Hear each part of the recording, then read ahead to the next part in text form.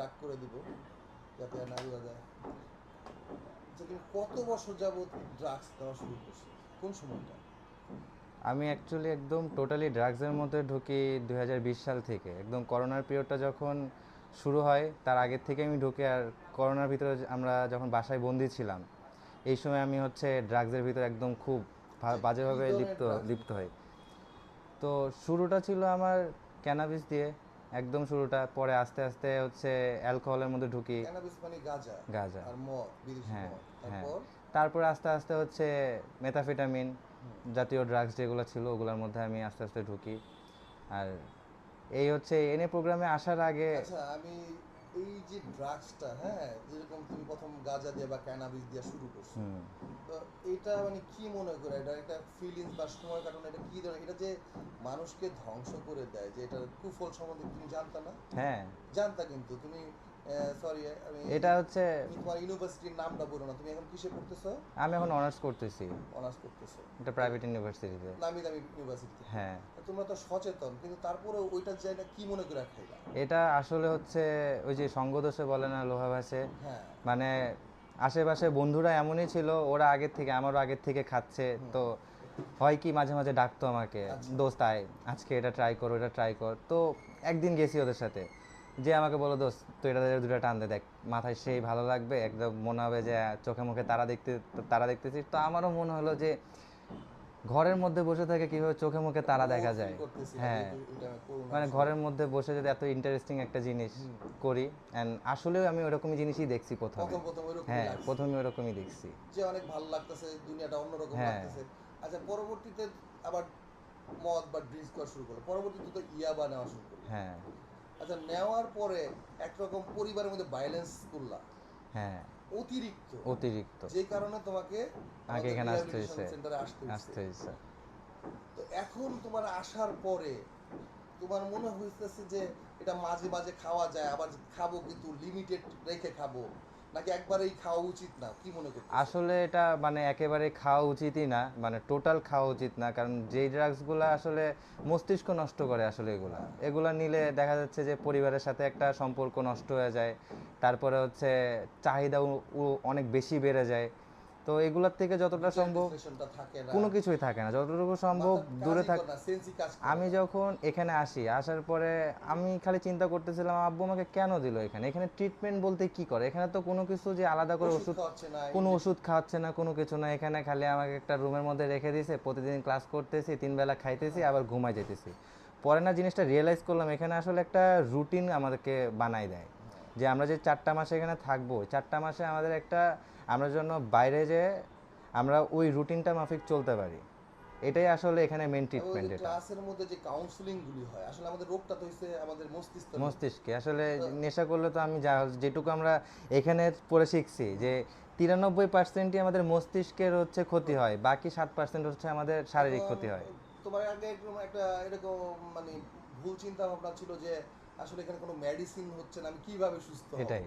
তা আসলে তোমার কি মনে হয় যে মেডিসিনের মাধ্যমে দিলে কি তুমি ভালো হতো, না মেডিসিন ছাড়া যে এখন তুমি সুস্থ হয়েছো তোমার এটা ভালো হচ্ছে? আমি যেটা মনে করি আসলে মাদক থেকে নিরাময় করার কোনো আলাদা কোনো মেডিসিনই আসলে দুনিয়াতে নাই।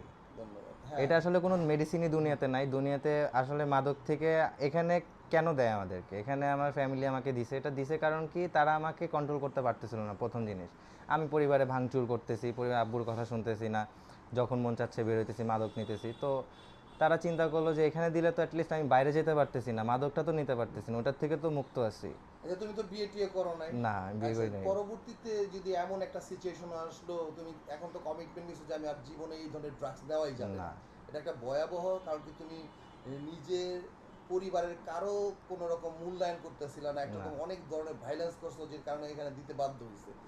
তো আবার যদি এরকম কোনো সিচুয়েশনে পড়ে যাও, তোমার একটা বড় ক্ষতি হয়ে গেল, বা তুমি বিয়ে করলা, তোমার ওই বিয়ে তো করতে হয়, পুরুষ হ্যাঁ। মানুষ, তোমার ওয়াইফ চলে গেল, ডিপ্রেশনে পড়লা, তখন আবারও কি নেওয়ার চিন্তা ভাবনা না, আছে? আসলে ডিপ্রেশনে পড়লে মানুষের উচিত হচ্ছে শেয়ার করা হ্যাঁ। একজনের যেটা সাথে। আমরা এই প্রোগ্রাম থেকে হ্যাঁ, শিখছি। তুমি শেয়ার করো, তোমার একটা সমস্যা হচ্ছে, তুমি একটা বাজে সিচুয়েশনে পড়তেছো, তোমার মন চাচ্ছে যে তুমি মাদক নিবা না, তুমি যে রিকভারি আছে তার সাথে তুমি শেয়ার করো, তারাও কিন্তু একটা সময় ডিপ্রেশনে পড়ে। আলহামদুলিল্লাহ। তুমি কয় মাস হয়েছে তোমার? আমার আজকে নিয়ে বেশি হয় না, আমার হচ্ছে 2 মাস 10-15 দিন হয়েছে। তোমার আল্লাহর রহমতে অনেক রিয়েলাইজেশন আসছে যে হ্যাঁ। তুমি ব্যাপারগুলি বুঝতে পারছো। কারণ কি এই যে প্রোগ্রামগুলি আমরা যে কাউন্সিলিংগুলি হয়, আসলে যত রকমের সমস্যা আসুক তার সমাধান কিন্তু নেশা না, হ্যাঁ, ড্রাগস এটাই। না। তো একজনের সাথে আমরা শিখছি যে এখান থেকে যেতে আমাদের প্রোগ্রামে বা কাউন্সিলিং যে ক্লিনিক্যাল সাইকোলজি যে আমাদের ক্লাসগুলি করতেছে, এখান থেকে আমরা বুঝতেছি যে ড্রাগস নিলে আরো সমস্যা আমাদের বাড়বে। বারে। তো এখন আমরা একটা কাউন্সিলিং করব, আর আমাদেরকে সবচেয়ে বেশি ভালোবাসতে হবে নিজেকে। নিজেকে। কারণ কি একজন চলে গেছে, যেতেই পারে, আমি তাকে ভালোবাসি, সে আমাকে মূল্যায়ন করে না, এটা তার সমস্যা, ঠিক না? আমি আবার আরেকজনকে আমার ফ্যামিলি নিয়ে আলোচনা করব যে এই মেয়েটা তো প্রতারণা করছে আমার সাথে, এখন আমি কি করতে পারি? কারণ ও চলে গেছে, এর জন্য তা আমি ড্রাগস নিয়ে আমি মরে তা আমার লাইফ নষ্ট করে লাভ নেই। এর জন্য আমাদের কিন্তু এখানে শেখানো হয় কি, যে নিজেকে ভালোবাসো। নিজেকে যখন একটা মানুষ ভালোবাসবে, তখন কিন্তু দুনিয়া সবাইকে, একটা পিঁপড়ার যে তার একটা লাইফ আছে, জীবন আছে, তাকে মারা যাবে না, তখন কিন্তু সবাইকেই ভালোবাসা যাবে। এটাই। দ্বিতীয়ত আমরা যে আসক্তি যে ক্লাসগুলি করাচ্ছি, অ্যাডিকশন ক্লাস করে। অ্যাডিকশন, আসলে মনে হয় যে এই ক্লাসের মধ্যে যে ক্লাসগুলি করাচ্ছে, আসলে মনে হয় যে এগুলি ব্যবহার এটা করলে আসলে অনেক দরকার আছে। আমরা যেমন হচ্ছে, আমার যেমন রাগ জিদ আমি কখনো নিয়ন্ত্রণ করতে পারতাম না যখন নেশা করতাম। হ্যাঁ। এই যে আমার হাতে একটা বাজে একটা অবস্থা করে অবস্থা, ফেলছে, হাতটা কেটে, তো এটা তো আপনার কি মনে হয় আমি সুস্থ মস্তিষ্কে করছি? অবশ্যই না, আমি অসুস্থ মস্তিষ্কে এগুলো করছি। তো এখানে এসে আমাকে কিন্তু আমি প্রথম দিন যেই ক্লাসটা পাই, রাগ জিদ নিয়ন্ত্রণ, হ্যাঁ, তা আমি আসলে বুঝতে পারলাম এখানে রাগ জিদ নিয়ন্ত্রণ করারও অনেক ব্যাপার আছে। ব্যাপার আছে। তো নেশা করলেই যে মানুষ, এখানে বিহেভিয়ার ট্রেনিংটা হয়, হ্যাঁ, যাতে যাতে আমরা আমাদের মধ্যে সোব্রাইটি, নম্রতা, ভদ্রতা চলে গেছিল গা, ঠিক আছে, এগুলি কিন্তু পুনরায় আবার আমরা কিভাবে নিজের মধ্যে স্থাপন করতে পারবো, এই ট্রেনিংটা কিন্তু দেওয়া হয়, ঠিক না? আমি হচ্ছে আব্বুর সাথে কখনো সালাম দিয়ে কথাই বলতাম না আগে। হ্যাঁ। এখানে যেদিন আমার 1 মাস 6 দিন হয়, সেদিন আমি প্রথম 1 মাস 6 দিন পরে আমি আব্বুর সাথে দেখা করি, তো প্রথম কথায় তাকে আগে সালাম দিছি, আসসালামু আলাইকুম আব্বু। মানে আমার ভিতরে না ওই জিনিসটা চলে আসছে যে না, তার সাথে প্র্যাকটিসটা করা। তার সাথে যে আমি হচ্ছে আগে কি বিহেভটা করতাম আর এখন যে বিহেভটা করতেছি, এটার মধ্যে আমি নিজে বুঝতেছি এর আকাশ পাতাল তফাৎ আছে।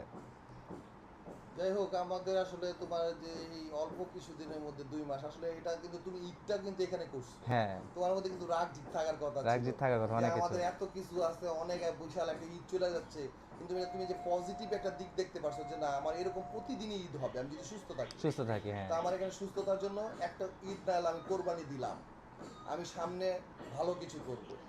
যেমন আগে যতগুলো ঈদ করছি, হয় চাঁদ রাতে, নাহলে ঈদের দিন, নাহলে ঈদের পরের দিন, কোনো একটা সময় কিন্তু আমি ঠিকই ড্রাগস নিছি, এটা আমি আসলে মিথ্যা কথা বলে লাভ নাই। হ্যাঁ। আমি ঠিকই ড্রাগস নিছি। তো এখানে যেমন আল্লাহর রহমত, আমি ঈদের আগের দিনও ড্রাগস নিই না, ঈদের দিনও ড্রাগস নিই না, ঈদের পরের দিনও ড্রাগস নিই না। আমি আজকে ঈদের পরের দিনেও আরও 1 মাস পার হয়ে যেতেছে, আমি কিন্তু ড্রাগস মুক্ত।